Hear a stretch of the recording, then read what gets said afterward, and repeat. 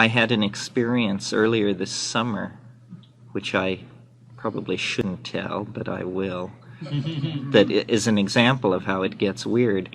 A friend of mine moved to London and left me his library for unspecified amounts of time to keep.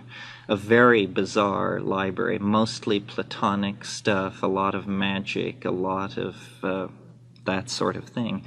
And so we built a book loft for it, and our house is wedge-shaped, and so this book loft is way up at the top of the house. And I was alone in the house, and I took 7 dried grams, and I was sitting there, and it was just beginning to come on. I was in the show what you know thing phase, and it was beginning to show what it knew, and there was this disrupted area of space in front of me where it was like rotating, and I was looking into it and talking it up.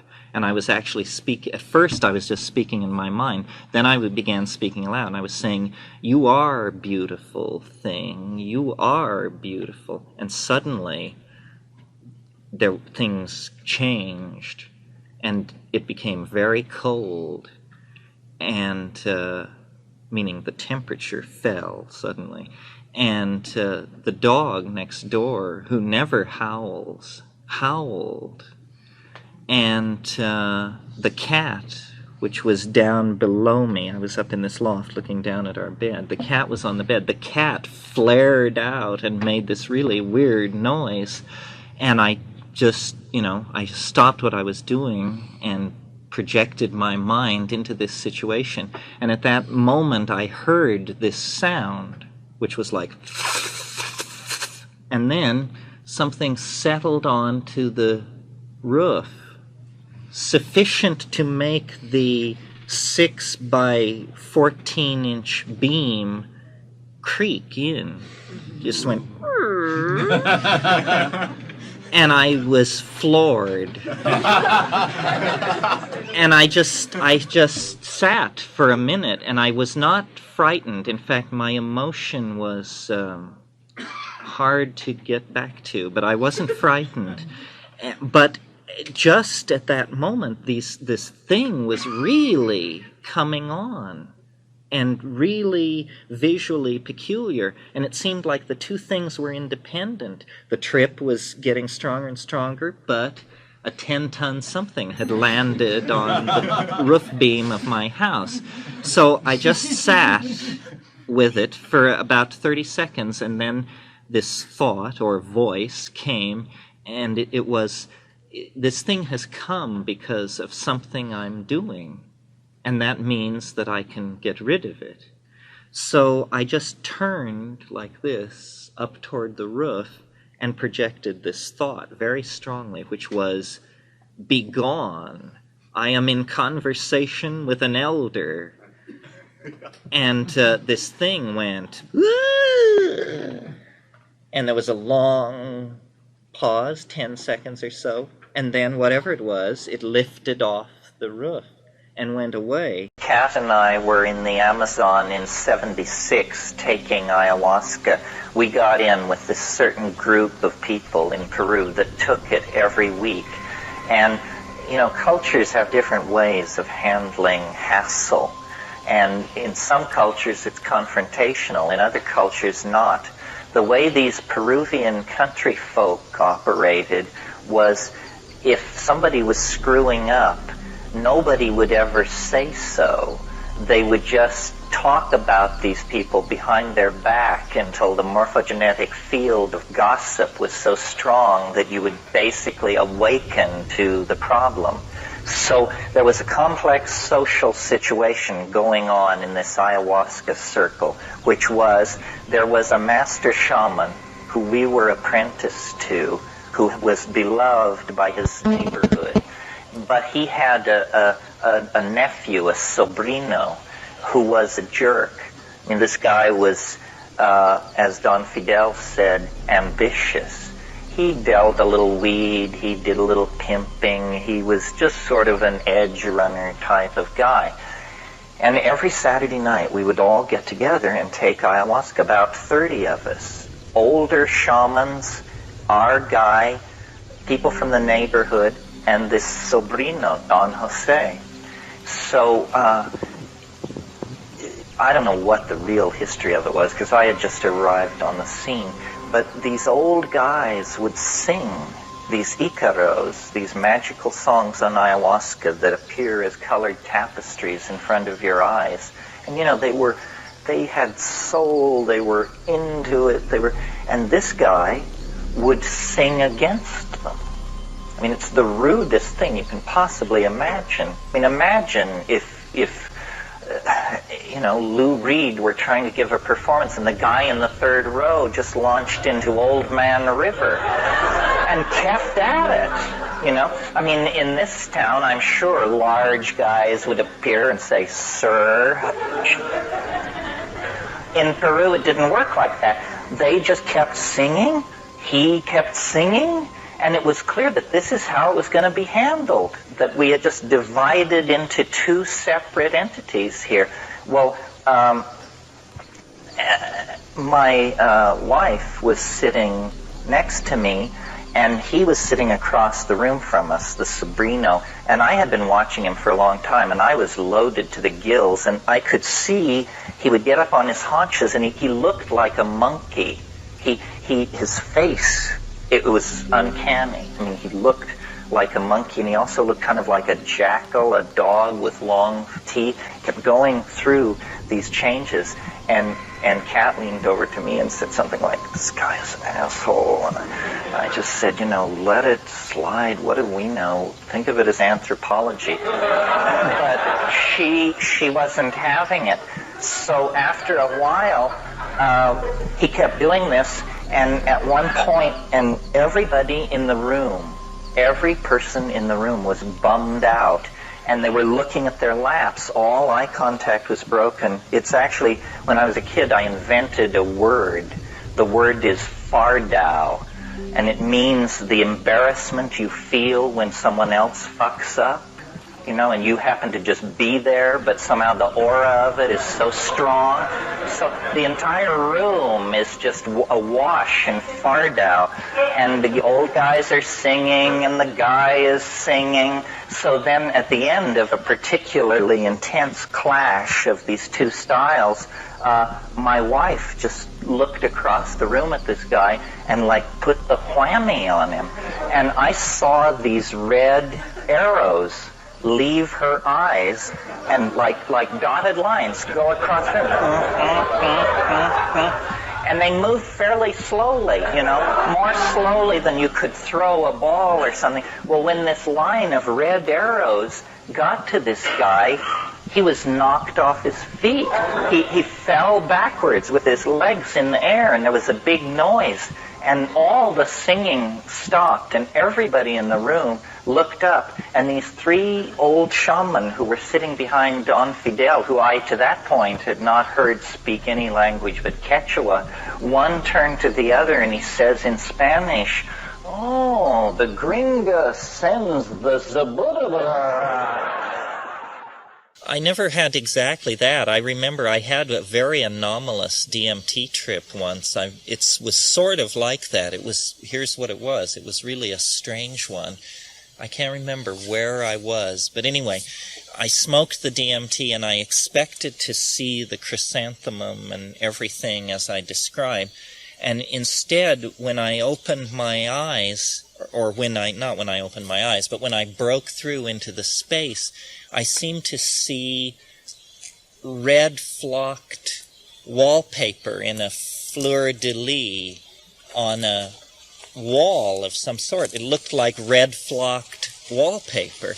And as I looked at this, I dropped my head forward, and there was a water fountain spigot of the kind that you depress and it shoots a stream of water coming out of a marble basin. And it was just perfectly realistic. And then above it, and then I saw above it, was this flocked red wallpaper. And as I was trying to get my bearings in this situation, I turned like 90 degrees, and there was a curtain of red velvet. And I walked through the curtain And there was a DMT trip up on a huge CinemaScope screen. And I just sat down in the aisle seat, and then the trip happened. But there had been this peculiar hesitation where I was apparently in some Art Deco movie palace somewhere on the foyer landing at the water fountain, and I never quite understood what that was about or why it happened, but it had the same quality of the parting curtain revealing the trip somehow already in progress. One of the things that goes on in DMT that's sort of odd is you perceive your body geometry differently. You seem to have an infantile body. You can tell that your head is massive and your body is small and your arms and legs are short. And at times we've played around with the idea that once you smoke DMT, all subsequent trips are like journeys back to this first trip. It's as though you open a nexus in time in your personality, and then every subsequent trip you just return to this open place. There's a very funny feeling about it that is something about the past, something about time. It's hard to put your finger on. I explored the red sandstone bluffs yesterday and violated my own rule and actually did take a little psilocybin, just a tiny bit, just to help me sort of understand the landscape. And since today we're going to talk about ecology, it was sort of, I figured, part of the business end of things to do that. The reason I went to the effort to get the aerial photograph of Rustler's Valley up so you could see it was simply because on my very light mushroom trip yesterday, I went down the face of the bluff and then up onto the bluff, and then I just sat there, and I had no real expectation. I mean, I was roughly interested in the botany, and then I just sat there and smoked a bomber and sort of considered the situation, and several thoughts came to me of a somewhat surprising to me, and it was about the land. And I've been puzzled ever since I've gotten here, because this whole journey has had a kind of funny personal element in it, in that this place is more like where I grew up than any place I've ever been. And I keep telling myself it's not so, that I'm not paying enough attention, and that there is nothing more irritating than the tourist who carries with him always the assumption of his home. But on the other hand, my relationship to the place where I grew up was not casual. I was a rock hunter, a fossil hunter. I spent a lot of time alone in the sandstone country, looking at it from a distance like this, you know, and picking at it and climbing around. And I can't shake the impression that I'm within 50 miles of where I was born. And if any of you ever have the opportunity, go to western Colorado, to places like Montrose, Delta County, Pitkin County. It's this to a T. It's the land that is the same. Of course, the plants are totally different. And I concentrated yesterday a lot on looking at the identifiably exotic South African flora, which I'm sure you all take for granted, but things like the cabbage tree and the Pelospelus and the Caryodopsis, the little Caryodopsis plants up on the rocks and all of that. Very interesting. But then I had a sort of a hallucination about the place, or an understanding, and that's why I brought the map in. And this is an aerial photograph of the general area, and this is the valley. The house and all the complex and the buildings and everything is here. and the big stone bluff behind us is this thing. And I don't, maybe you were aware, but maybe you weren't all aware of how thin it is, how it's just a knife of stone. It's not a mountain range that begins behind us. It's a knife of stone that is quite as clear on the other side as it is on this side, because we hiked up and looked over, and there's more cultivation and so forth and so on. So I was thinking about how this is roughly a round valley, an enclosed valley, and valleys like that are always gather energy. Just, it's like a trivial observation. They gather energy. The Kathmandu Valley is such a valley, a round valley. The valley of the Sibundoy in Colombia that Schultes called the site of the most highly evolved narcotic consciousness on Earth. He was speaking of the Brugmansia shaman, is a valley very similar to this, the Covelo Valley in Northern California. Anyway, not to put too fine a point on it, but my impression of this thing yesterday very strongly was that it's alive, and it's a beast. It's specifically and very obviously a dragon. And it guards this valley, and there's a very strong sense of its personality and intelligence. And I wonder if the local people haven't always perceived it that way. Certainly in Australia, it would have that kind of a character. So, that was just a couple of grams of mushrooms, no purpose, and walking around, and suddenly there was this whole new dimension to things, and this gives it very clearly. This is another whole new dimension to things, to look down on things. This is the shaman's eye view of Rustler's Valley, and the whole thing is clearly under the protection of this thing. And I'm sure in the late afternoon this must photograph very clearly from orbit, because it would throw a long extended shadow. So anyway, that's about as woo-woo as I'll get.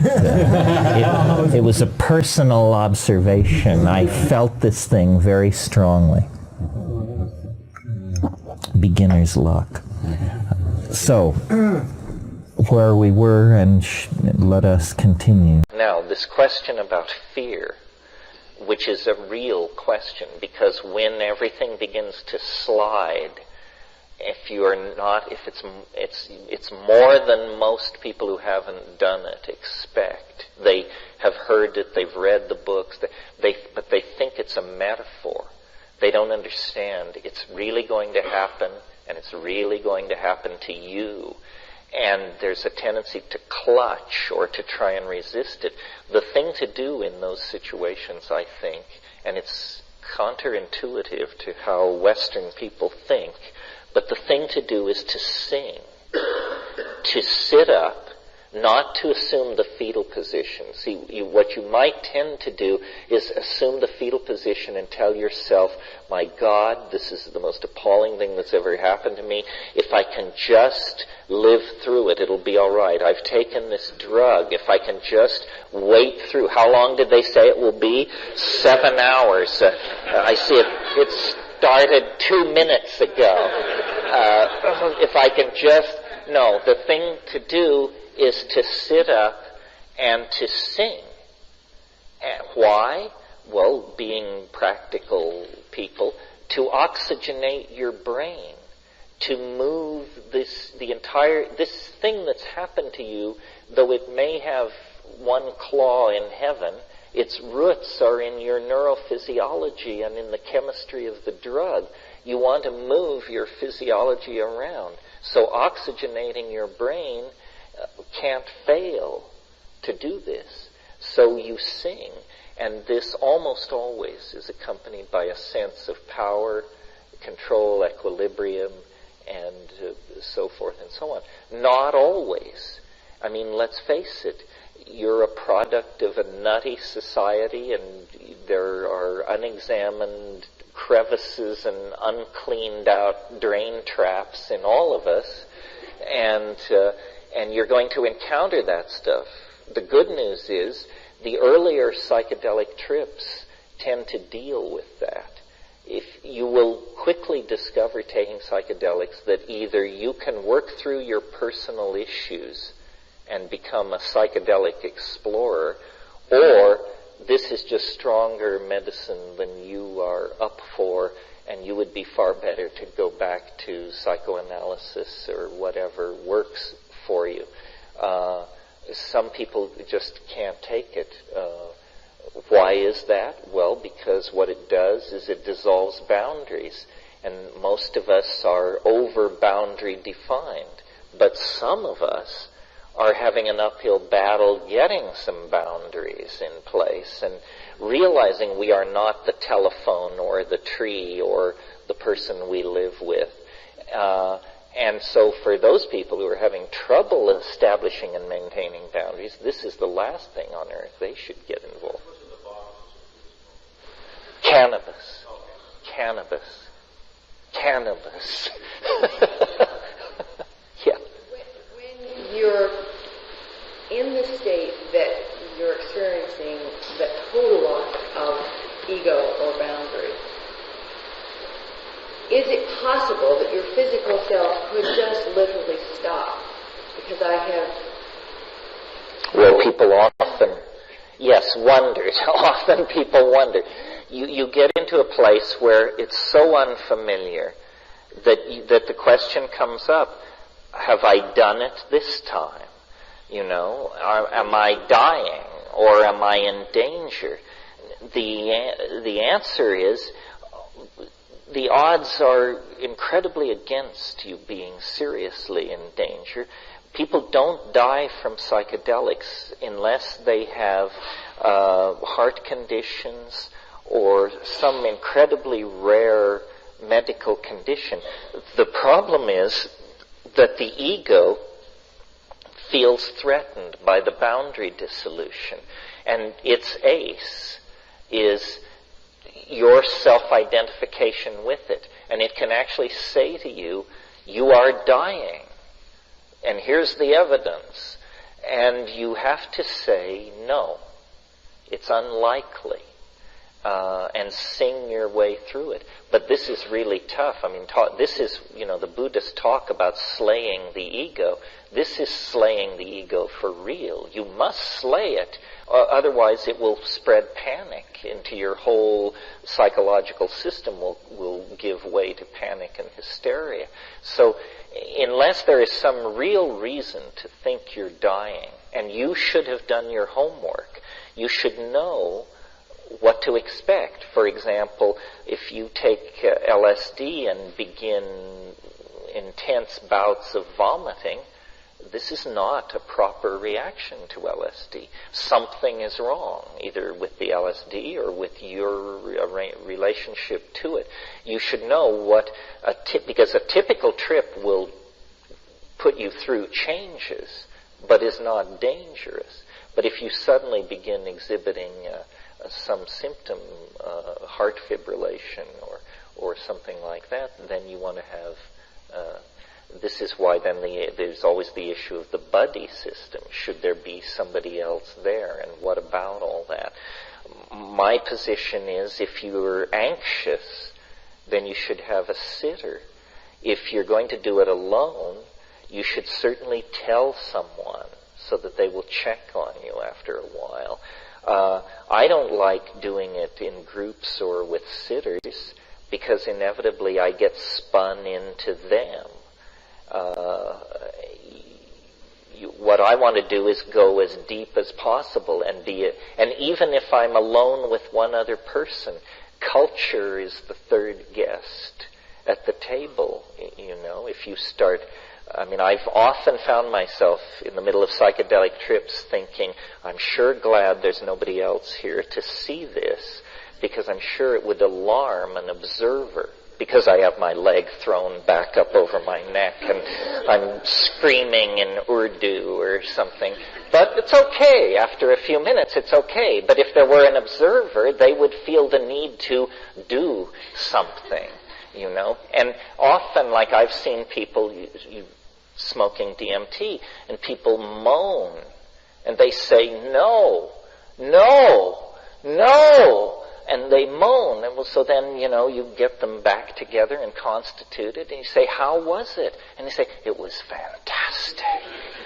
So you realize, you know, how they present is not reliable. I had a really weird experience years ago. I took LSD one evening with a bunch of people, and it was fairly casual and social, and smoked a bunch of weed, and this went on for a couple of hours, and it didn't really ever seem to come on, or it just seemed to be very light. And then I climbed on my motorcycle and went home, and decided I would go to bed, and I decided that I would smoke one last joint before going to bed. And I had one of those stand-up electrical resistance heaters that you get in at the Salvation Army, you know, if you're a poor student.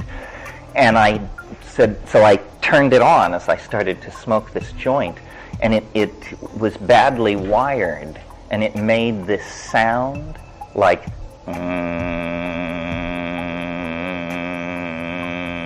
and as I began to listen to this sound, I went to lizard land, and I entered into this completely coherent thing which lasted for hours about this world inhabited by these intelligent reptilian beings. And we went through their art, their history, their theories of jewelry making, their philosophy, their polity, their science, their religion, their fashion, and it was like endless stuff about this very specific reptilian world. Well, then later I tried again. I took LSD with my arm around my heater and had by then been preaching it in the streets that this was and I could never really find my way back, you know, which is a typical phenomenon of higher dimensional phase space. Ralph taught me, you know, doing the reverse of what you did doesn't steer you back to where you started. You have to find your way forward through the matrix. Other things, comments. This is your last crack at me. You have to get your money's worth. I did have one DMT trip way back, like maybe the second or third or fourth way back, where it was completely different. It's the only one I've ever had like that, and it was completely different. And the way I put it to myself was the big people were home. And it was an entirely different feeling. And many people, actually, I've never quite had this myself, but many people report DMT trips where they break in on an entity who is not pleased at all and demands to know how the hell you got there. And it's this, you know, who are you? And you know, then various sorts of dialogues go on, and one person described being then just hurled through all of time, like exploded back from this thing and going through all the recapitulation of ontogeny, and it's weird stuff. DMT trips, I mean, mine are always as I described, but some people report and these may be synergies with antidepressants or something like that, but apparently very stable and strange worlds. I mean, worlds with alien peoples and animals and cities and, you know, very science fiction-y stuff. That's why this Bell's theorem, I don't think we used that word, but this non-locality that we talked about may have something to do with the phenomenon of the imagination.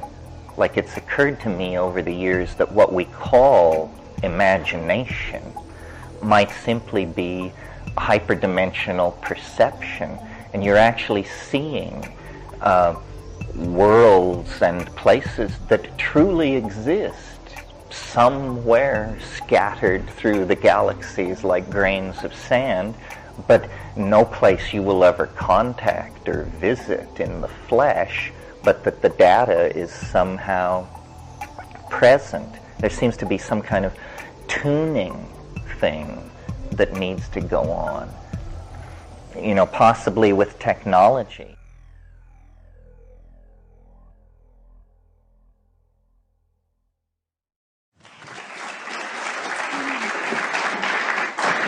My pleasure to introduce tonight's lecturer, Terence McKenna. With the release of his captivating new book, True Hallucinations, Terence McKenna has given many of us renewed hope that the philosopher's stone as fungus is finally within modernity's reach. During this sleepless period, I sat one night on this laundry rock below the police house where Dennis was incarcerated, and he was more or less incarcerated because he refused to keep his clothes on, and anything put in a room with him he would hurl out the window. He even hurled the window frame out the window. So he was thorough.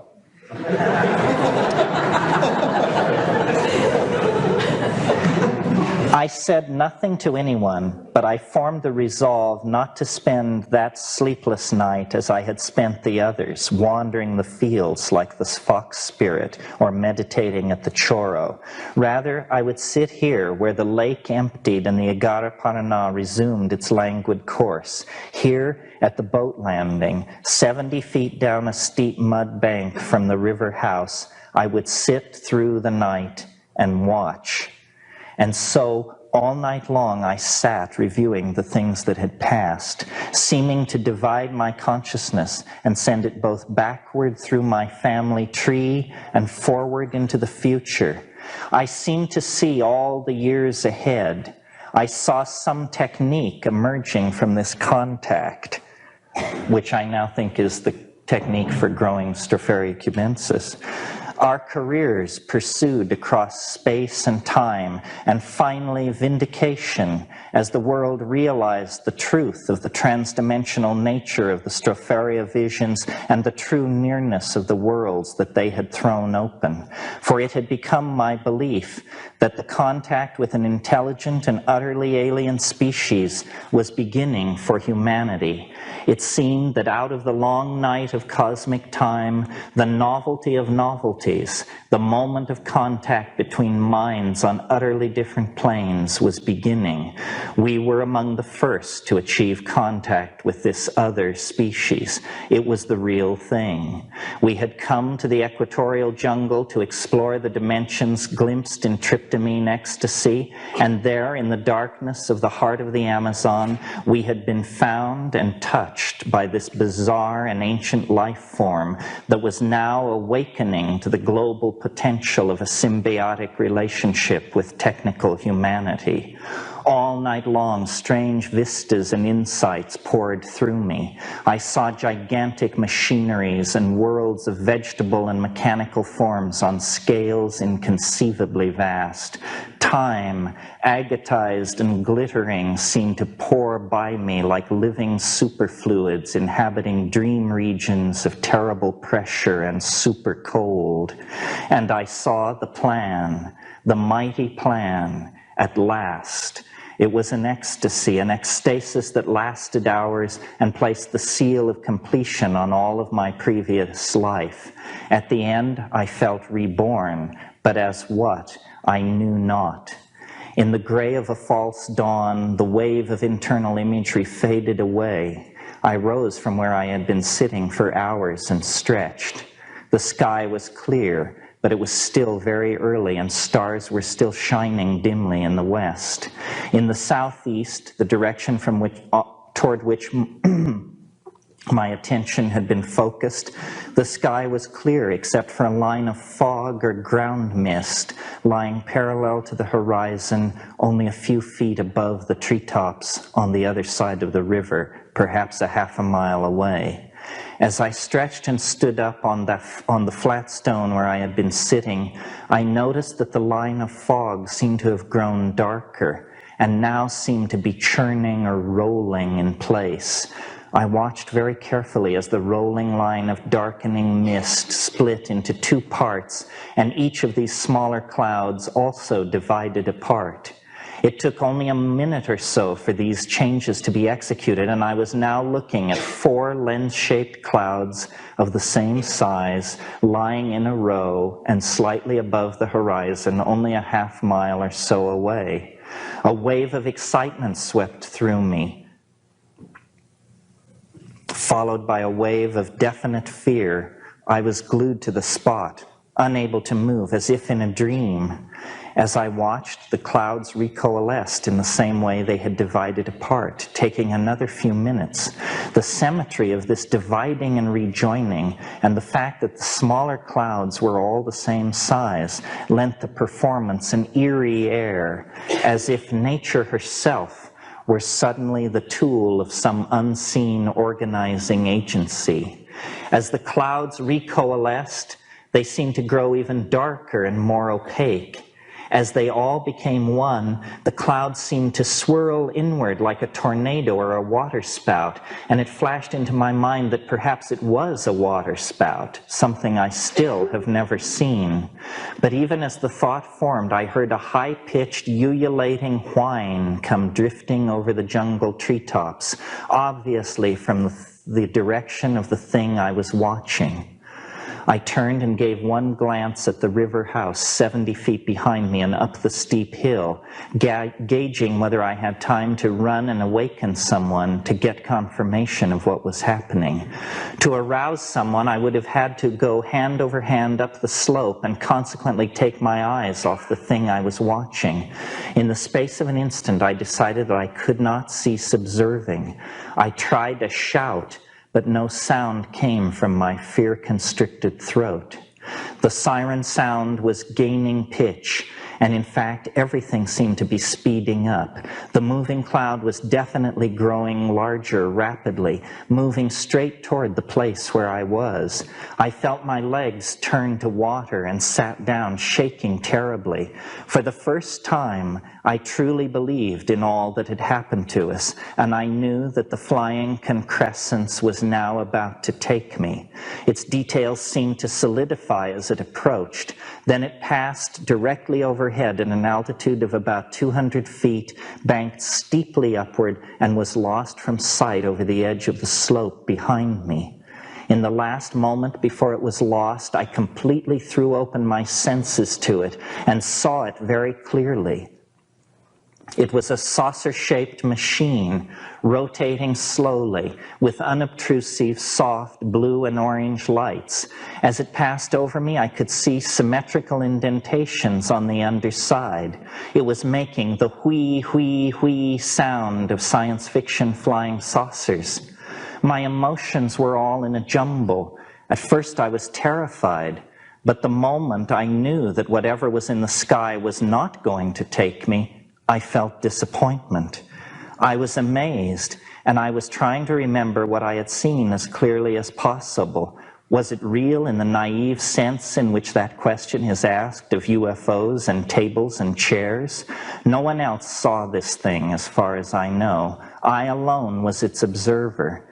I believe that had there been other observers, they would have seen essentially what I have reported. But as for real, who can say? I saw this thing go from being a bit of cloud to being a rivet-studded aircraft of some kind. Was it more true to itself as cloud or aircraft? Was it a hallucination? Against my testimony can be put my admitted lack of sleep and our involvement with psychedelic plants. Yet curiously, this last point can be interpreted in my favor. I am familiar through direct experience with most classes of hallucinogens. What I saw that morning did not fall into any of the categories of hallucinated imagery I am familiar with. Yet also against my testimony is the inevitable incongruous detail that seems to render the whole incident absurd. It is that, As the saucer passed overhead, I saw it clearly enough to judge that it was identical with the UFO with 3 half spheres on its underside that appears in an infamous photo by George Adamski, widely assumed to be a hoax. I had not closely followed the matter, but I accepted the expert opinion that what Adamski had photographed was a rigged-up end cap of a Hoover vacuum cleaner.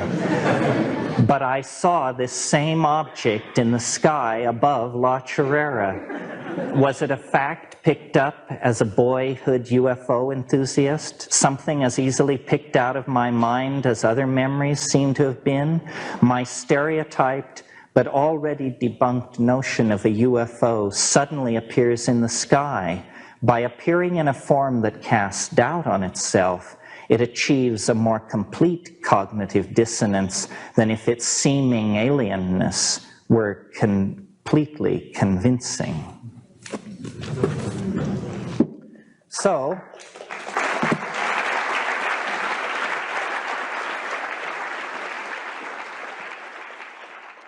he at times appeared to work miracles. At one point I was trying to test him and his abilities, and I recalled that there was a box that my grandfather had given me that you opened with a little silver key that had been lost for years and years.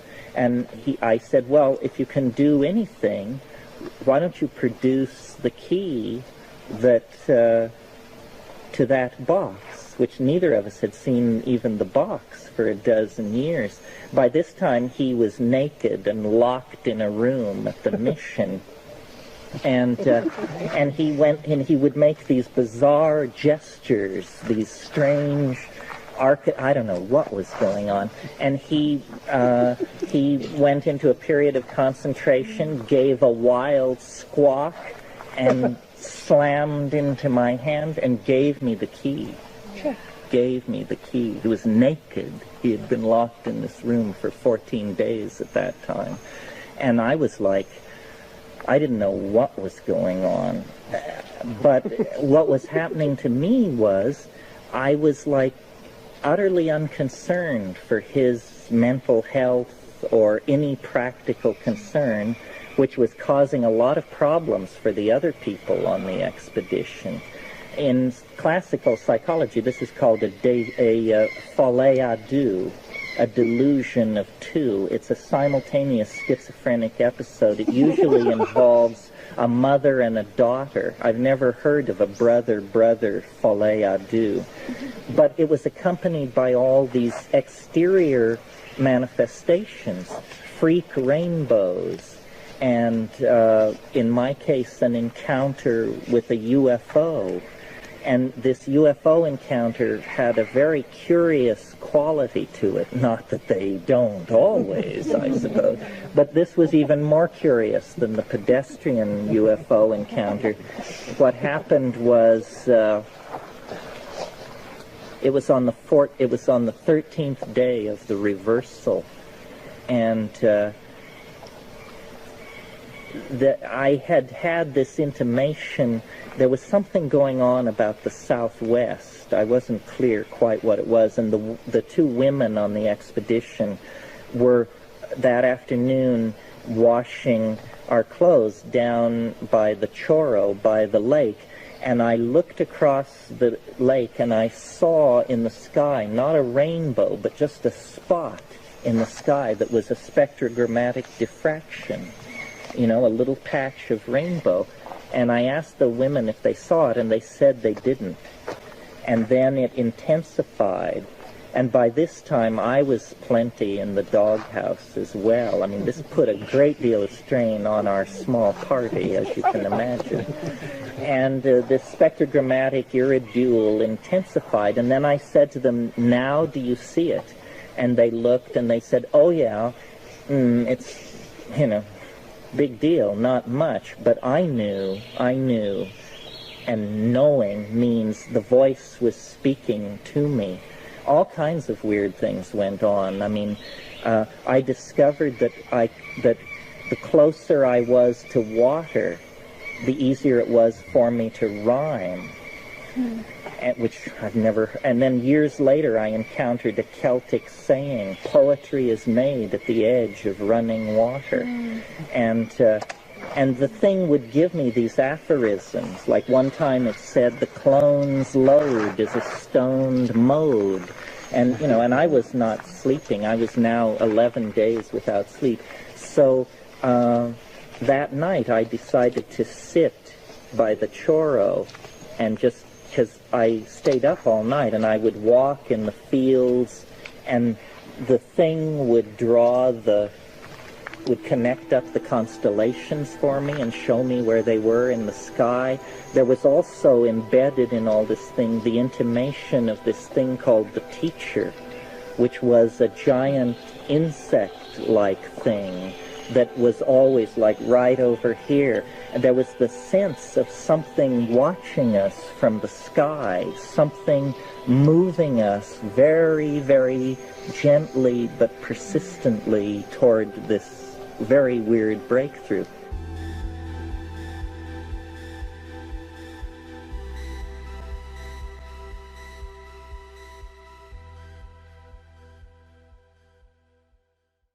The question relates to an incident told about in both my book with Dennis, Invisible Landscape, and in True Hallucination.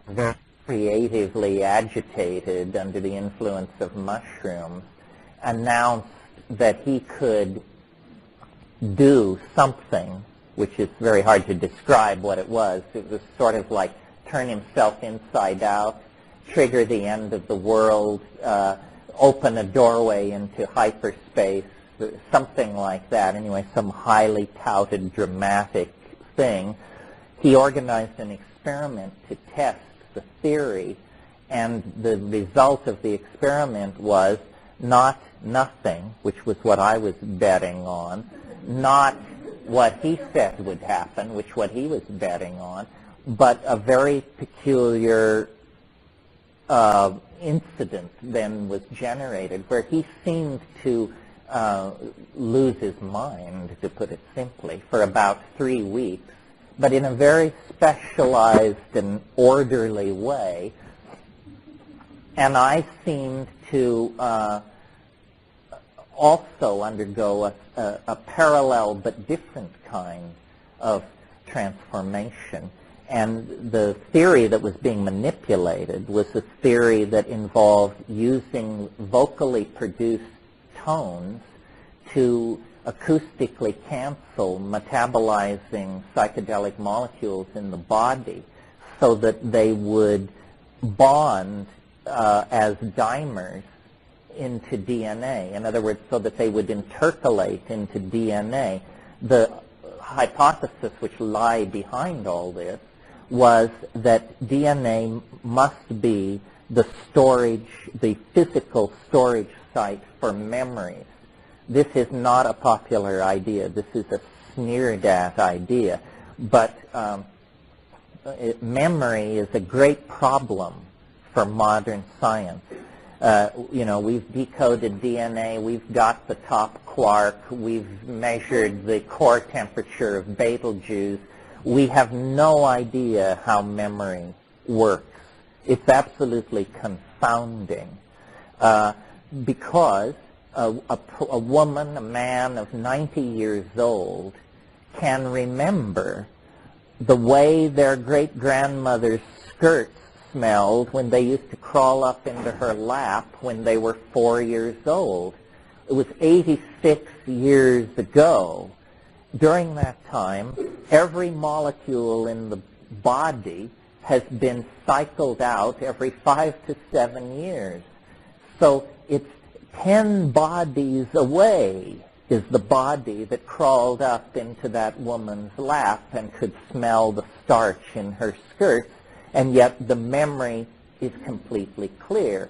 Where are the memories? And as you know, experiments have been done with ablating large parts of the brain or studying people who are the unfortunate victims of very traumatic head injuries.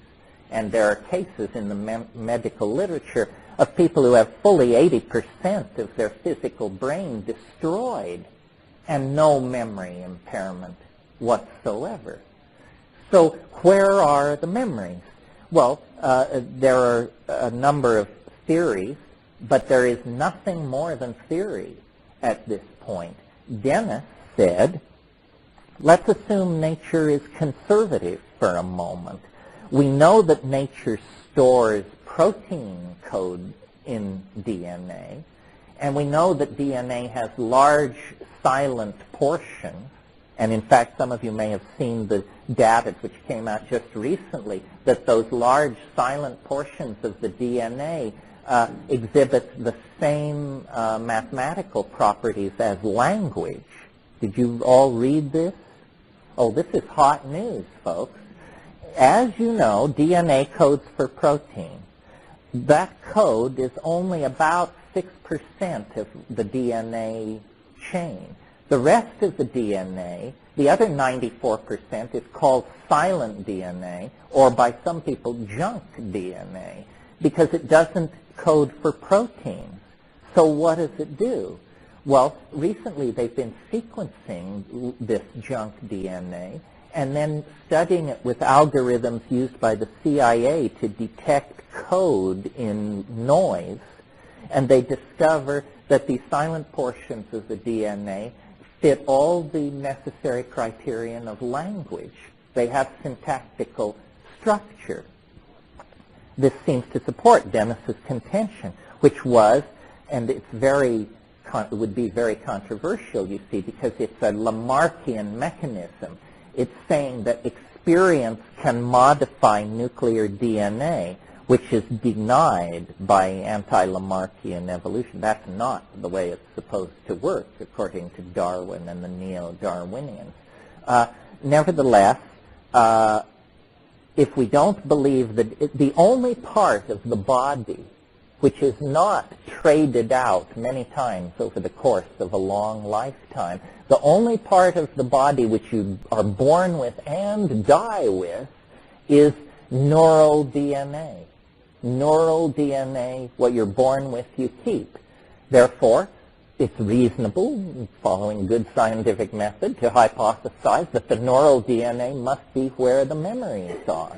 Well, then Dennis's idea was that ordinary experience has to do with serotonin dropping into a relationship of bonding with DNA and giving off a signal, like a radio transmitter, of the structural hyperfine ESR of the DNA, and that then constitutes the electrobiochemical foundation of the experience of thought. And so what he was saying was then what these psychedelics are is they're like different kinds of transmitters, stronger, or transmitting in different wavelengths, or transmitting with a higher bandwidth.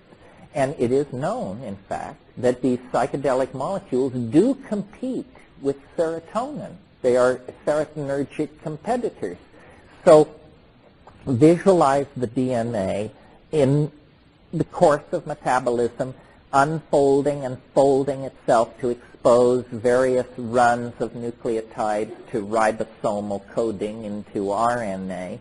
And in this molecular environment, these drug molecules are whirling around, and by Brownian motion or by enzymatic delivery, the details don't matter, these molecules intercalate, meaning they slip neatly between the nucleotides.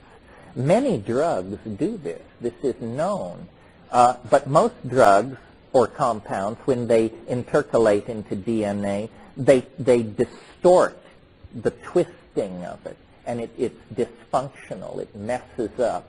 The thing can't transcript anymore. These drug molecules, if you look at them, they're usually a pentexyl five-sided central group with two benzene rings, or a benzene ring and a partial benzene ring hanging off of this thing.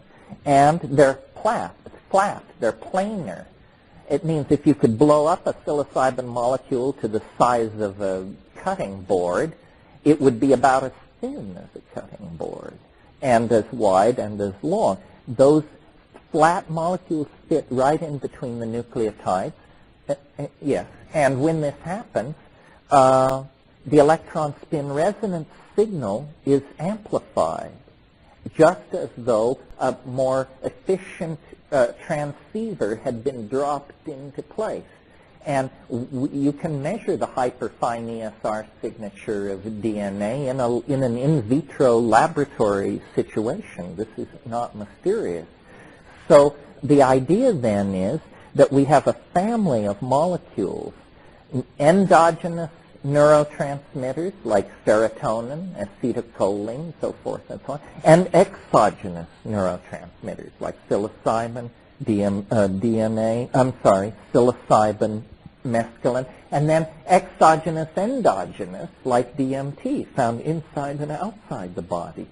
And it may be that what the evolution of consciousness is the slow trading in of low-gain molecular transceivers like serotonin for much more broadband, high-gain molecular transceivers like DMT. So Dennis's idea was to take all this theory that I've just laid out and then use acoustically produced vocal sound to cancel the charge of these molecules. And as you probably know, or maybe you don't know, when a molecule becomes superconducting, it will bond into anything. It becomes a hyper-bonding molecule. It will bond anywhere. So theoretically, if you could cause psychedelic molecules during their act of being intercalated into your genetic material to become superconducting, even for a moment, they would lock in permanently. And you would begin to have a much deeper experience of consciousness. It would be much broader, much deeper. He claimed he could do this, but he also went further and claimed, and this is where I am not good at explaining it because I didn't understand it then and I don't understand it now, but he claimed that in the act of becoming superconducting and intercalating, this thing would cause the molecule to undergo something which he named. He called it hyperdextrorotation, which means simply that it would turn inside out. And he said then that you would produce something, and, I'm embarrassed at the strangeness of the concept, but that you could, in some sense, give birth to your own soul. That something could be generated out of your body, which you would have a high degree of personal identification with, because it would, in fact, be the central essence of yourself. It would be, he made analogies to the philosopher's stone, to the flying saucer, to the birth of an idea. It's the idea that you could create what he called translinguistic matter. That means a form of, an ontological form of being which looks like matter, but which behaves like mind.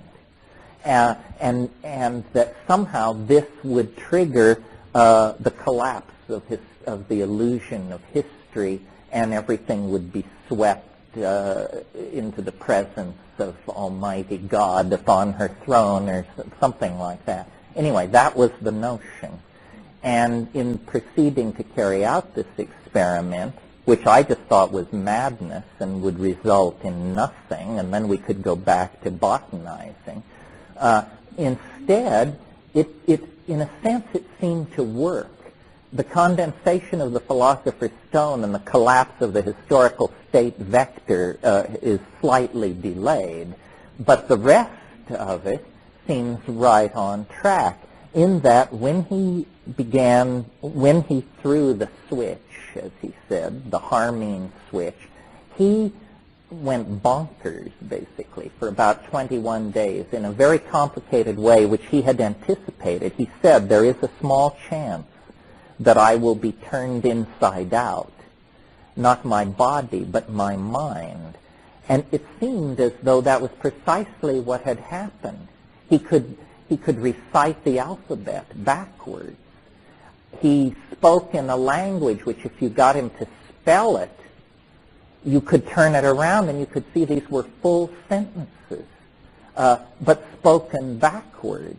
In other words, he truly seemed to be running backwards while the rest of us were running forward. Well, after about 21 days, that faded, and he got his act together and went back to get multiple PhDs in molecular biology, pharmacognosy, and what have you. Coincident with the throwing of the switch, I, who had been the skeptic, noticed that it was as though a switch had been thrown in me, and I began to understand. It was not like any drug I'd ever taken. It was not like psilocybin or ayahuasca. There were no hallucinations. But what began to happen was I simply began to understand faster and faster and faster and faster, so fast that I was just walking around on these jungle trails holding my head going, uh-huh, I see, yes, uh-huh, uh-huh, uh-huh, uh-huh, uh-huh, uh-huh, uh-huh. And it was opening up ahead of me. And eventually this understanding settled down into the theory of the time wave, which I will not slay you with, because this is a course in psychobotany, not a course in megalomania revealed. But what I finally came to rest with was a complete model of space and time, which is what you would end up with if he had succeeded. He said it would condense into three-dimensional space and end history, and everyone would leave their factories and offices and discard their clothes, and with tears of joy streaming down their faces, begin to form the cosmic round dance that precedes the departure for Alpha in Sagittarius. Well, that remains a future promise to be redeemed. But what happened to me was I obtained this strange idea out of the I Ching that offered me a complete model of space and time and the future and the past, and has continued to be the touchstone of my intellectual life. So I think that, we can argue for hours, although it's probably not worth doing, about whether anything at all happened at La Chorrera. I was there. I should mention I didn't sleep for 11 days. And it was the most amazing 11 days I've ever had. I was absolutely ecstatic. I barely ate.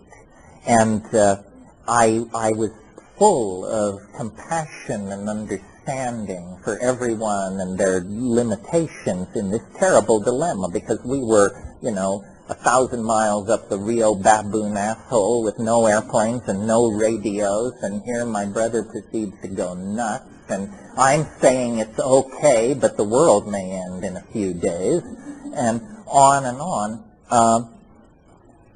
It took me about 5 years to get myself publicly presentable. In that time, I was a burden to my friends and a joy to my enemies, because I appeared to be a social menace. I could back people into a Denny's and hold them there for 16 hours at a stretch with a rap so alarming and appalling that people would just back to the wall to wait to see if I was going to explode. It was simply, it takes a long time. You have to leaven it with humor and self-criticism and convince people that you don't take yourself seriously and all these things to make it palatable. Yeah, that is true hallucination. And I think that, you know, if you want to read an eye-opening book, if you haven't read it, read Thomas Kuhn's book, The Structure of Scientific Revolution. Because what you'll learn there, to your amazement, is that these great intellectual breakthroughs like Newton and Einstein and Planck and so forth, they don't come out of careful examination of the evidence and conservative adumbration of theories and all. No, they don't come like that. They come like revelations, you know, completely, and then you argue backward to convince your colleagues. You go out and you get the evidence and you argue backward and you convince everybody, and then everybody says, well, it was obvious all the time, and anyway, they knew it 50 years earlier, and on and on and on. But that's what you have to do. So I have stuck with this, my devotion to psychedelics, because it gave me really my greatest wish, which was I want to have a complete understanding of how things work. That doesn't mean there is no more surprises, but it means you at least have a structure that you can pour it into. And I think this is what shamans do. They create a personal ideology sufficient to their needs, and my needs are complex because I live in a society where I'm going to be talking to quantum physicists, mathematicians, historians of science, epistemologists, so forth and so on. So it had to perform at top speed. If you're in the rainforest situation, in a culture, in a monoculture, then it is perhaps not so challenging. But the point of all this is catalysis of ideas. You know, culture can evolve no faster than its language. It can evolve no faster than the models that it can set up for itself to achieve, and that requires language. So I take the psychedelics to be catalysts of language. They probably caused it to come into existence in the first place, and then they continue to push it forward into new domains. And this great period of creativity that we're living through now in the sciences, in the arts, in the implementation of exotic technologies, I think this is the real legacy of the 60s. The people who run these fancy computer companies and the World Wide Web and the net and CERN and all that, they're all freaks. They're all people who came up through the 60s and have somehow fitted themselves in to straight society. But the great bulk of creative work in the society in those areas is being done by people who took psychedelics. And in fact, arguably, the scientists of today, the technological implementers of today, are in fact shamans. And we are creating a kind of culturally validated shamanic superspace, except we call it cyberspace. But all we're doing with the creation of cyberspace is hardwiring in a male way what has always been there in a female way. I mean, the web of invisible hidden associations that make us a cosmos instead of a chaos. Well, over time and using tricks, you can drag a certain amount of data out of it. And what I'll do is I'll describe a DMT trip, and it's a composite of maybe 40 of these trips, and then you can see what you make of it. So this is, I'll just describe it. I'll be the graduate student, you be the guy with the clipboard. You're saying to me, so what happened? Okay, here's what happened. I took one takes. Most people can get off in about 3 to 4 hits. Now there's a trick to it. Hash smokers are greatly favored in this endeavor because you really need leather lungs for this. The great problem is that people will cough or not be able to hold it in. You take 2 hits in a situation where your clothes have been loosened and you can just flop backward when you need to. You take 2 hits. Now, many people miss the point because after 2 hits, you feel completely peculiar. You feel as though your body is undergoing some strange kind of anesthesia. All the air has been pumped out of the room. This is the visual acuity thing I talked about last night. The colors jump up. The edges sharpen. And at that point, people say, whoa, wow, it's really coming on strong. And then what you have to do is you have to take one more enormous hit. And this separates the intrepid from the casual, believe me. Because most people, and the facilitator doesn't want to lean on the person. You say, damn it, take the 3rd hit. And saying, no, I feel completely weird. Say, I know you feel weird, but take the 3rd hit.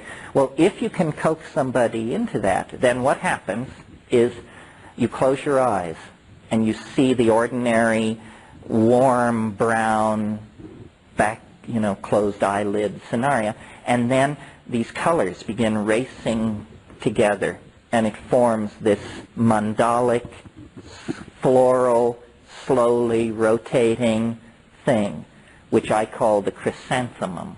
This is a place in the trip that you want to see as you go by it. The chrysanthemum forms, and you watch it for like 15 seconds. If it doesn't give way, then you didn't do enough. You have to do more. One more hit usually will do it. Well, then what happens is it like physically propels you through this chrysanthemum-like thing, and there's a sound like a saran wrap bread wrapper being crumpled up and thrown away, that crackle. A friend of mine says, this is your radio intellecty leaving through the anterior fontanelle at the top of your head. I don't know what it is, but it's something is being... Yeah, right, that's what it is. And then there's this very defined sense of bursting through something, a membrane. And on the other side, and this is now, remember, my experience, on the other side, as you break through, there's a cheer. There's a whole bunch of entities waiting on the other side. And they, that Pink Floyd song, the gnomes have learned a new way to say hooray. Well, it's that place. It's those gnomes. And you burst into this space, and they're saying, how wonderful that you're here. You come so rarely. We're so delighted to see you. And one of the things about DMT that's really puzzling is, in a sense, it doesn't affect your mind. In other words, you don't change. For instance, if you take ketamine, the first thing you notice, the very first thing you notice before the trip hits, is you notice that you no longer are anxious about having taken ketamine. You just sort of, anxiety leaves you. That means it's affecting your mind. It's doing something to the judgmental machinery. DMT doesn't lay a hand on the judgmental machinery. You break through into that space exactly who you were before breaking through. And the usual reaction of most people is something like,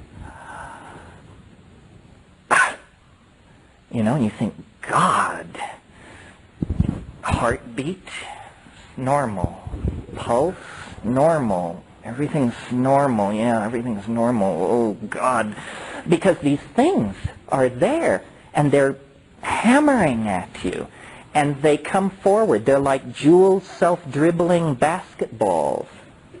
And there are many of them. And they come pounding toward you, and they will stop in front of you and vibrate, but then they do a very disconcerting thing, which is they jump into your body.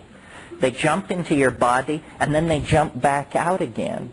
And the whole thing is going on in this very high-speed mode where you're being presented with thousands of details per second, and you can't get a hold on, you say, my God, what's happening? And these things are saying, don't abandon yourself to amazement, which is exactly what you want to do. You just want to go nuts with how crazy this is. They say, don't do that. Don't do that. Pay attention. Pay attention to what we're doing. Well, what are they doing? Well, what they're doing is they're making objects with their voices. They're singing structures into existence. These things are, and what they will do is they'll come toward you, and you have to understand, they don't have arms, so we're kind of downloading this into a lower dimension to even describe it. But what they do is they offer things to you. Say, look at this, look at this. And as your attention goes toward these objects, you realize that what you're being shown is impossible. It's impossible. It's not simply intricate, beautiful, and hard to manufacture. It's impossible to make these things. The nearest analogy would be to the Fabergé eggs or something like that. But these things are like the toys that are scattered around the nursery inside a UFO or something. Celestial toys. And the toys themselves appear to be somehow alive. The toys themselves can sing other objects into existence. So what's happening is there's just this proliferation of elf gifts. And the elf gifts are moving around singing, and the whole thing is directed toward, they're saying, do what we are doing. And they're very insistent. They say, do it, do it, do it. And you feel like a bubble. And now this is subjective. I mean, only 5% report this, but it happens to me. You feel like some kind of bubble inside your body that's beginning to move up toward your mouth. And when it comes out, it isn't sound, it's vision. You discover that you can pump stuff out of your mouth by singing, and they're urging you to do this. They say, that's it, keep doing it. And the whole thing is like, we're now at minute 4.5 with this stuff. And you speak in a kind of glossolalia. There's a spontaneous outpouring of syntax unaccompanied by what is normally called meaning. It's sort of, he ding wow wak saptivi mudektipi tinget wahaksiki pipinem wahavedektam bohagagetek.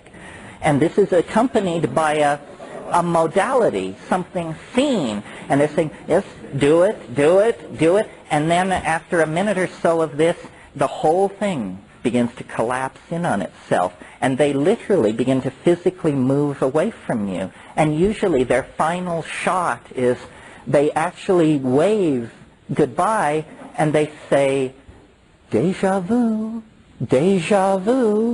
which makes no sense at all if you analyze it. So then you come down. And you're now at minute 6 to 7. And you come down, and it's like being more loaded than you've ever been. It's like about a 700 mic acid trip. But you embrace it as totally down. You say, I'm totally down. I mean, you look like a termite from Arcturus, and the room is decorated in Amish quilts, but I'm completely back. And then, over a minute or a minute and a half or so, the room just comes right back together, and 4 minutes after that, some people can give no account of it whatsoever. They just say, I don't know. It was the weirdest thing that ever happened to me, and I can't remember it now. The reason I don't particularly like tripping with people is because I just worry. I'm a worrier. And if I'm stoned and somebody else is stoned, then I worry. And I listen to their breathing, and I wonder how they're doing, and I wonder if I should ask how they're doing, and I just lose all spontaneity, and I become completely the victim of my imagined concern for this other person. Well, then and then the other thing that happens is people are the weirdest objects in the universe. And if you're stoned and you come upon another person stoned, I mean, they can just unleash something you could never have imagined or conceived of. Nicely green and sculpted. And we were sitting there under a tree, and I swear, 500 yards away, there were these two Indian guys walking across my field of vision. And I was sitting there, and I was loaded, and I was watching the traceries. And then I looked out across my field of vision, and I saw these two Indian guys stop dead in the center of my field of vision. And then they said something to each other, and then they turned 90 degrees. So they were now facing me, and they began walking toward me. And I was horrified. And I looked down. I said, I was so horrified that I said, I can't believe this is happening. I refuse to believe this is happening. I will just look at the ground in front of me like this. So I started looking at the ground in front of me, and I looked and looked and looked and looked until two pairs of brown feet appeared in my field of vision. And then I looked up at these guys, and they had caught the vibe. And they wanted to know what was going on. And several experiences like this caused me to believe that, you should really bury it deep before you take it into public. The other thing I've noticed is, if you're stoned in a confined space, there's a certain amount of control of synchronicity. I mean, there's rustling in the corners and batting at the windows and so forth, but this you can handle. But if you take it out into public, God, it's just absolutely uncontrollable. I mean, you could be struck by a meteorite. You could be abducted by extraterrestrials. A safe could fall on you. Anything could happen because the statistical disruption of ordinary probability is so great. What was touched on last night, and which is sort of one of the centerpiece themes of this point of view, is the felt presence of some kind of alien intelligence that is somehow cotangent to the human experience for different people in different ways, with varying degrees of intensity in different times and places. And though, at the bedrock of my take on things is the notion that there is really finally a mystery wrapped in an enigma, that there is no resolution. Nevertheless, as you close distance with this mystery, there are a series of analogical metaphors that don't really suggest themselves, but that are communicated to you by the other.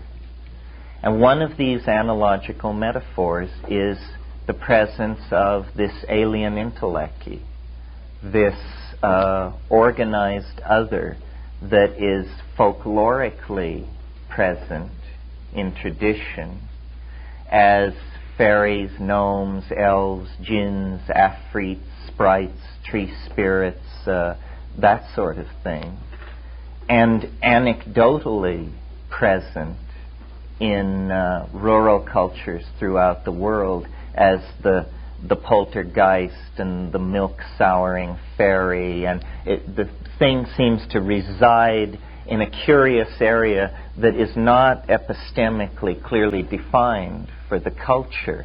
In other words, the question of is it real or not is thought to be sort of tasteless. I mean, you would intuitively sense if you were drinking in an Irish pub, I think, and people began to spin leprechaun stories, that the question, is it real, is a real bring down. It isn't really like that, because the question, is it real, is ultimately can be shown to be infantile in any situation. I mean, is the Bank of America real? What are, immediately you realize that there are just assumptions skating over the mystery. But this felt presence of the other, I choose to talk about so much because it was for me such an astonishing personal surprise. I was raised Roman Catholic and indulged in the kind of theological fiddle-faddle that involves, and then grew out of that into atheism, into agnosticism, and by the time I got to college I was reading Jean-Paul Sartre and Husserl and these people, and pretty much the main had followed my intellectual ontogeny had followed historical phylogeny, and I had arrived in the 20th century. And then, having thought I had absorbed the lessons of LSD, which seemed to me to be to reinforce and confirm the theories of Freud concerning the dynamics of the psyche, that it was about repressed memory, repressed desire, sexual neurosis, parental, foul-ups in the projection of the parental energy patterns and this kind of thing. And then someone came to me one rainy February evening in 1967, and really a mad person, a kind of a social menace, an intellectual criminal. This guy had said to me only months before, "We must live as if the apocalypse has already happened." And here he was on my doorstep, and he wore these little black suits that he buttoned up to the throat. Anyway, he came in and he said, "Something that you might be interested in," and brought out a sample of dimethyltryptamine that he had somehow come into contact with. And I said, "Well, what is it?" And he said, "Well, it's this short-acting, it's a flash," he said. And I said, "How long does it last?" That was my first mistake. He said, "Oh, it doesn't last long." And so I said, "Okay, we'll do it." And we did it.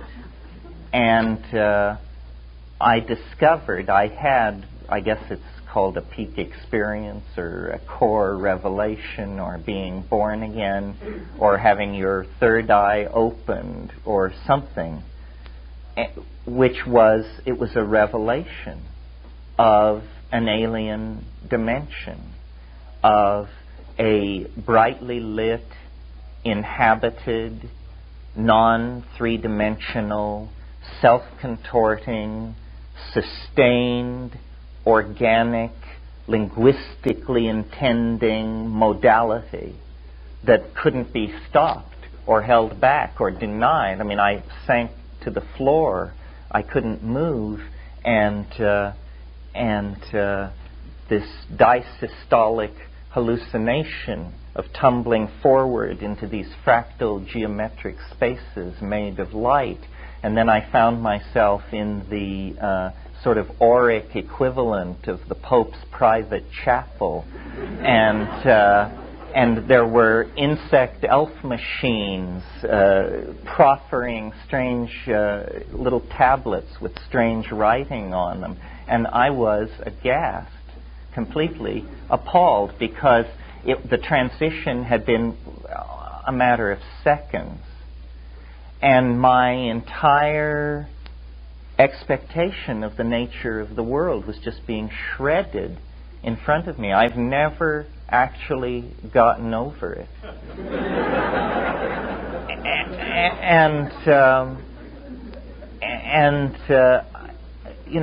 It all went on. I mean, they were speaking in some kind of, there were these self-transforming machine elf creatures were speaking in some kind of colored language, which condensed into these rotating machines that were like Fabergé eggs, but crafted out of luminescent superconducting ceramics and liquid crystal gels, and all this stuff was just so weird and so alien and so un-Englishable that I felt like it was a complete shock. I mean, the literal turning inside out of the intellectual universe. And I had come to this, I thought, fairly intellectually prepared. A kid, but nevertheless, double Scorpio, art history major, Hieronymus Bosch fan, Moby Dick, William Burroughs, And it was, as I came down, and this went on for like 2 or 3 minutes, this situation of discontinent orthogonal dimensions to reality just engulfing me. And then as I came out of it, and the room sort of reassembled itself, I said, I can't believe it. It's impossible. It's impossible. To call that a drug is ridiculous. It just means that you just don't know, you just don't have a word for it, and so you putter around and you come upon this very sloppy concept of something goes into your body and there's a chain. It's not like that. It's like being struck by noetic lightning. And the other thing about it, which astonished me, was there is no clue in this world. In the carpets of Central Asia, in the myths of the Maya, in the visions of an Arcembalo or a Fra Angelico or a Bosch, there is not a hint, not a clue, not an atom of the presence of this thing. And when you look at the religious hierophanies of the human species, it doesn't have the same vibe. It doesn't have the same charge. Religion is all about dissolving into unitary states of love and translinguistic oceanic unity and this sort of thing. This was not like that. This was more multiplistic than the universe that we share with each other. It was almost like the victory of Neoplatonic metaphysics. Everything had become made out of a fourth-dimensional tesseractural mosaic of energy. So I was just quite knocked off my feet and set myself the goal of understanding this. There was really no choice, you see. And I don't know how it hits other people. There are many things that can be said about introducing a chemical into your body. They've shown that certain people are 50,000 times more sensitive to the odor of certain compounds than other people. And part of the unique genetic heritage of each of us are our complement of synaptic receptors for psychoactive alkaloids. So that, there may be something to the notion that the Celts tend to be poets, certain peoples tend to be expressive in certain artistic modes, or certain senses seem to be accentuated for certain human subgroups. But whatever the explanation for how it hit me, I felt that it was like a call. There was no turning back from trying to understand that, because there is no place for it in our world.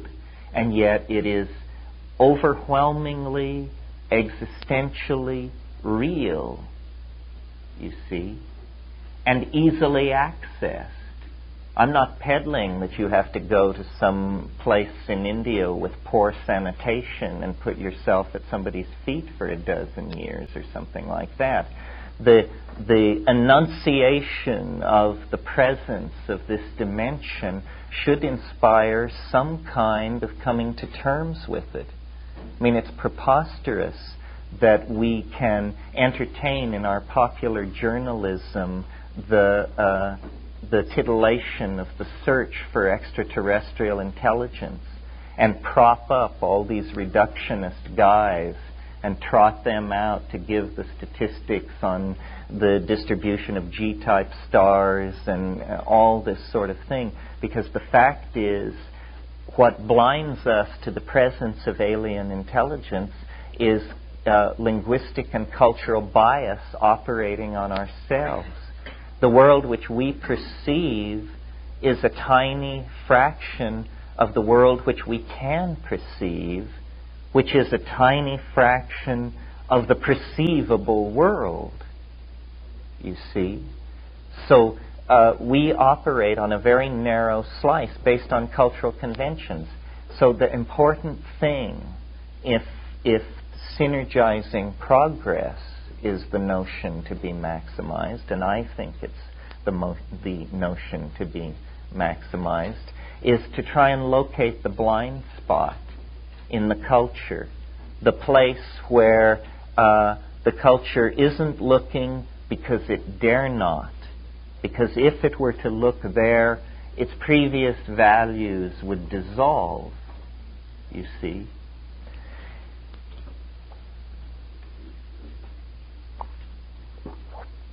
And I think that that place is the psychedelic experience as it emerges out of nature. And as human societies interact with the psychedelic experience in nature, they inevitably secrete the institution of shamanism, like a pearl around this umbilicus or this nexus point or this loci of interdimensional data flow, which is really what it is. It's that under certain conditions, which have to do with these molecules that have evolved in these species, which have this weirdly quasi-symbiotic relationship to our species, you punch through the veil. You know, Melville said, if you would strike through the mask. And that's what's done. You strike through the mask of the coordinates of apparent reality. And then this thing is there, which to me is a miracle. It transcended any miracle I could ever ask for, because it not only had the quality of a miracle as I imagined it, it had the quality of a miracle as I could not have imagined it. It was entirely charged with the energy of the other.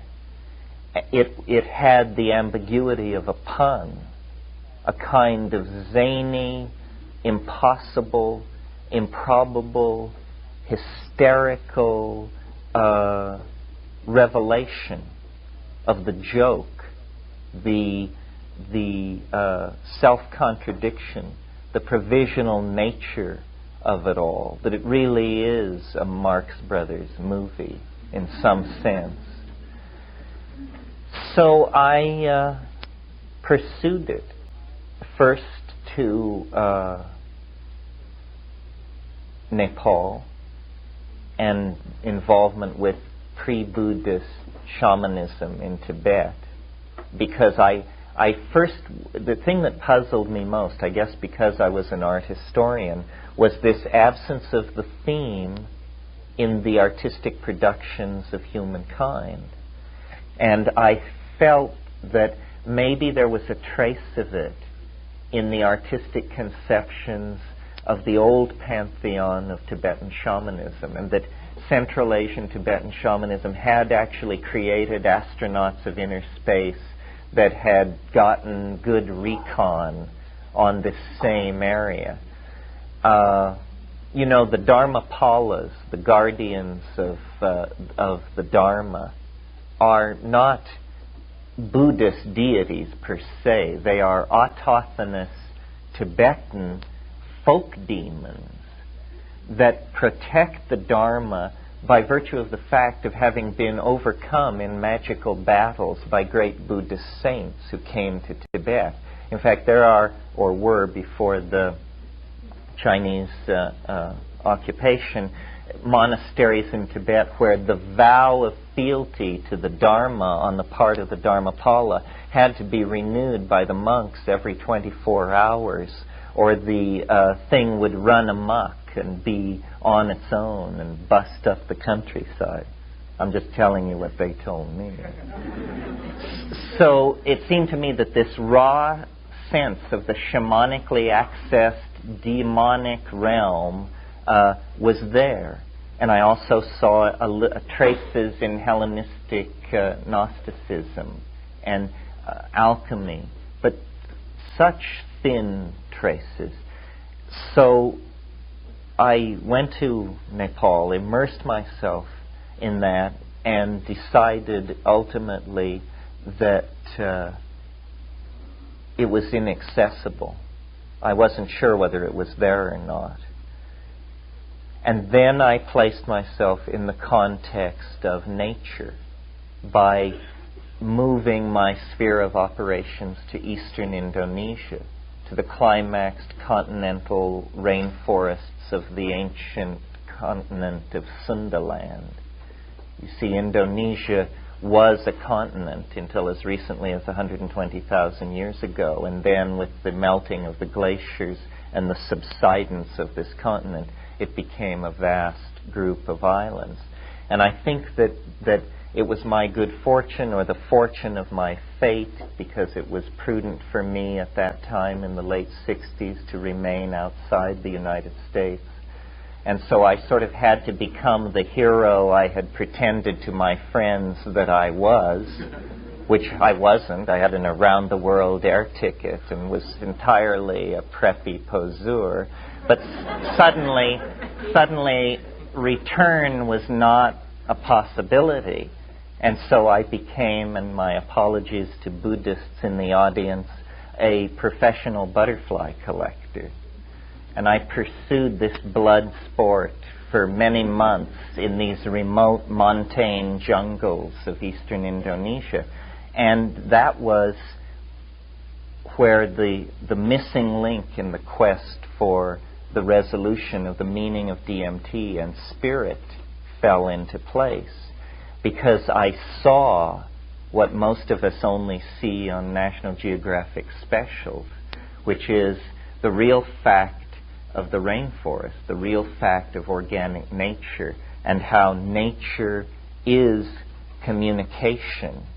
Not only are the species that comprise the biota linked by pheromones and acoustical signals and color signals and all of these various methods by which communication is seeping around. In fact, nature ultimately resolves itself into a self-reflecting syntactical metasystem. And you can pursue this right down to the DNA. DNA working as it does with nucleotide sequences that code, right? That means arbitrarily assigned code for certain amino acids.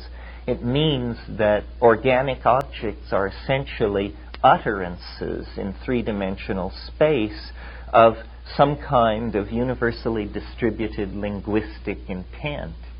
This is what it means when it says, in the beginning was the Word.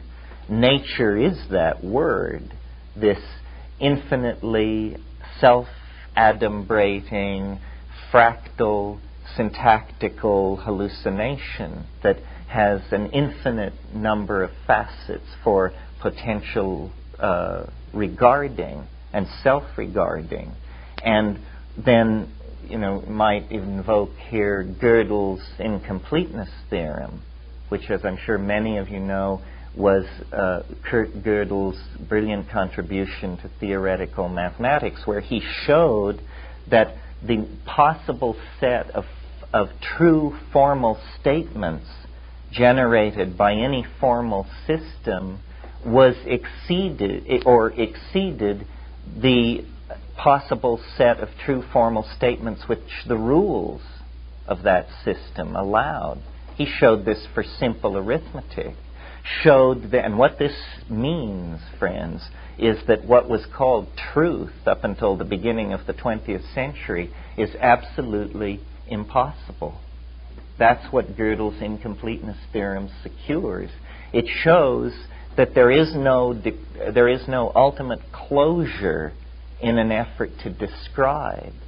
And so in a way, my take on nature and culture and man is that human language is a meta-linguistic system generated out of the necessary formal incompleteness of nature.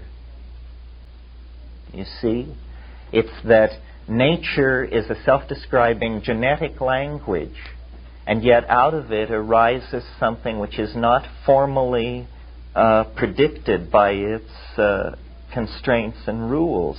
There's a symmetry break there, and a so-called emergent property comes into view.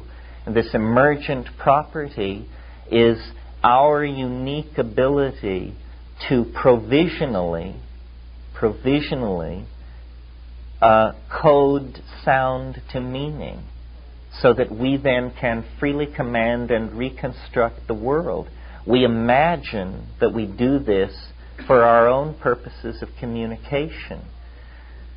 The analysis that I'm suggesting would seem to indicate that actually we do it because we are complicated enzyme systems that are moving linguistic charge around inside some kind of meta-system, very important for the emergence of new order out of nature, you see. And I talked about this a little last night.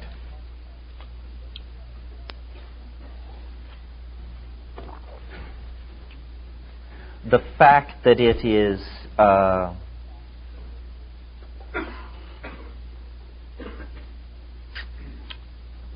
contrived, provisional, is very interesting.